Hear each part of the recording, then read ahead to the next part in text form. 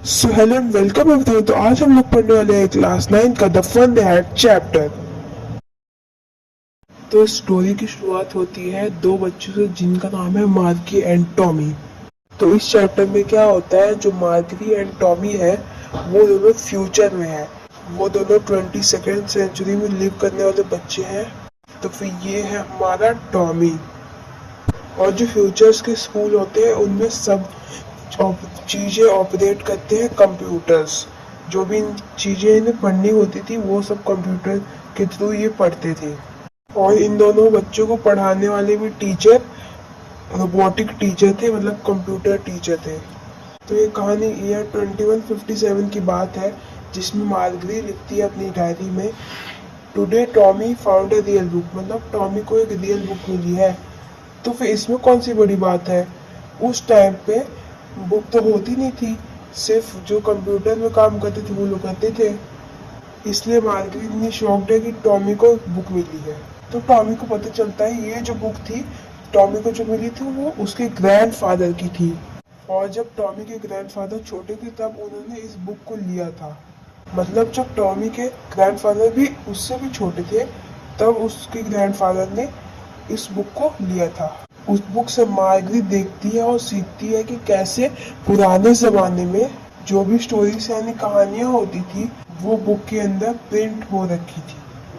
अब तो सारी चीजें उनके टाइम पे स्क्रीन के ऊपर लिखी होती थी, बस एक बटन दबाया और पेज चेंज। लेकिन पुराने जमाने में सारी चीजें बुक के अंदर प्रिंटेड हुआ करती थी।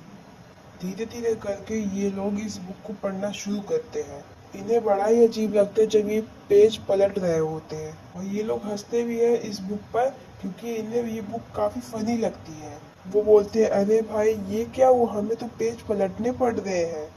ये उन लोगों के लिए फनी इसलिए था क्योंकि उन लोगों को इस चीज की हैबिट नहीं थी। तो यहाँ पे इन लोगों ने ऐसी ही बुक से पढ़ा था जो कि कंप्यूटर के थ्रू चल रही होती थी। तो उन्होंने बटन दबाया और सारी चीजें चेंज होती रहती थी। फिर फ्यूचर के अंदर कोई भी ऐसी बुक्स वगैरह नहीं थी, सिर्फ और सिर्फ टेली बुक्स थी जो कि कंप्यूटर पे चलती थी।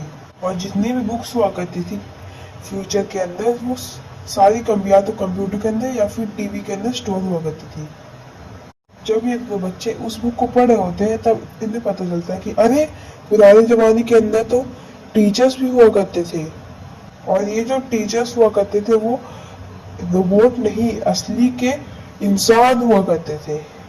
लेकिन इनकी बुक में ये सारी बातें क्यों लिखी? बिकॉज जो ये बुक पढ़ रहे थे वो स्कूल्स के बारे में थी। इसके बाद इन्हें काफी ज्यादा इंटरेस्ट आने लगता है और ये सोचने लगते हैं कि पुराने जमाने के स्कूल्स कैसे हुआ करते होंगे। और माधुरी ये देखती है कि जो स्कूल्स थे और जो बुक्स थी वो काफी डिफरेंट हुआ करती थी, और एक असली के इंसान पढ़ाते थे और सारे बच्चे एक साथ बैठ के पढ़ते थे।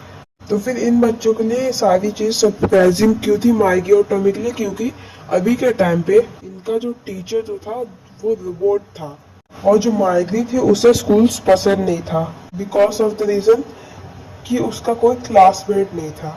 और दूसरा रीजन ये था कि ना ही वहाँ पे कोई प्लेग्राउंड था और ना ही कोई रेसेस यानी कि लंच ब्रेक का भी पीरियड नहीं हुआ करता था। इसका मतलब हर टाइम पढ़ाई करो तो फिर कितना बोरिंग स्कूल होगा।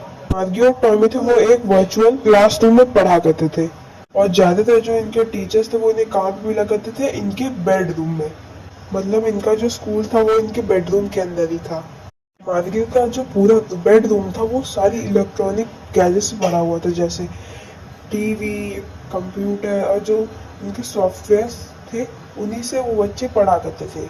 और जब मार्गी अपना स्कूल अटेंड कर रही थी तो अचानक से वो सोचने लगती है कि यार पुराने जमाने के स्कूल तो कितने मस्त हुआ करते होंगे। तो मार्गी सोचती थी कि उनके जो ग्रैंड पेरेंट्स हुआ करते थे उनको अपने स्कूल में कितना मजा आता होगा। वो इमेजिन करती है कि कितने सारे बच्चे एक साथ बैठते होंगे, सब लोग अलग अलग जगहों से आते होंगे, अलग अलग गाँव से आते होंगे और मजे से स्कूल में आकर अपनी क्लासेस अटेंड करते होंगे। और उस टाइम पे एक ही टीचर सारे बच्चों को पढ़ाते थे। और इन्हें ये चीज भी काफी सरप्राइजिंग लगती है, जब उन बच्चों को होमवर्क मिला करता होगा तब बच्चे तो चीटिंग कर लेते होंगे क्योंकि सब लोग एक दूसरे के दोस्त थे। तो फिर इस तरीके से हमारी कहानी। Thanks for watching my video. Please subscribe, like and share with your friends. और ऐसी वीडियोस के लिए हमारे चैनल को सब्सक्राइब करके नोटिफिकेशन बेल को ऑन भी कर लीजिए। Thank you.